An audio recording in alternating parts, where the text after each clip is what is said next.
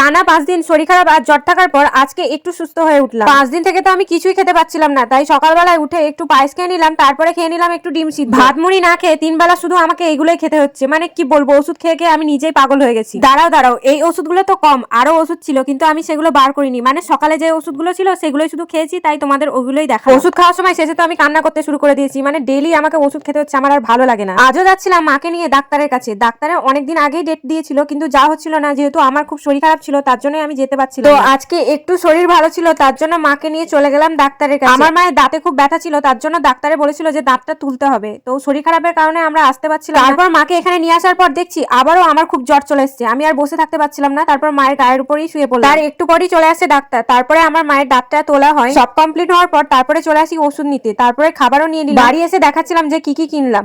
পাউরুটি, কুল, কলা এগুলো নিয়েছি। তারপরে আমিও বসে পড়ি কুল খেতে। আর ডাক্তারে বলেছিল মাকে আইসক্রিম খাওয়ার জন্য 1 ঘন্টা পর, তাই বাবা নিয়ে চলে এসেছিল মায়ের জন্য আইসক্রিম।